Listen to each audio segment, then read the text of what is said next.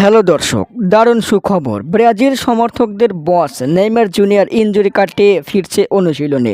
খুব দ্রুতই ফিরছে জাতীয় দলে। বিশ্বসেরা এই সুপারস্টার দীর্ঘ ৯ মাস ছিলেন ইনজুরিতে। লম্বা সময় ধরে মাঠের বাইরে থাকায় এবার কোপা আমেরিকায় খেলতে পারেনি, যার কারণে এবার কোপা আমেরিকার হতাশায় ভরাডুবি করেছে ব্রাজিল।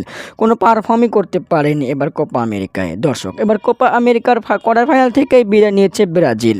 দর্শক, অবশেষে ব্রাজিলের সেরা খেলোয়াড় নেইমার জুনিয়র ইনজুরি কাটিয়ে ফিরছে অনুশীলনে। আগামী সেপ্টেম্বরে তার প্রিয় ক্লাব আল হিলালের হয়ে মাঠে নামবেন নেইমার ফেরাতে ব্রাজিলের সমর্থকরা দারুণ খুশি। এর মধ্যে নেইমার আবারও হলেন সন্তানের বাবা। তার তৃতীয় গার্লফ্রেন্ড সন্তান জন্ম দিলেন দুদিন আগেই। দর্শক, আবারও শক্তিশালী হয়ে ফিরছে ব্রাজিল। আপনাদের মতামত কি? নেইমার ফেরাতে কেমন লাগছে ভক্তদের? কমেন্টের মাধ্যমে জানিয়ে দিন। ধন্যবাদ।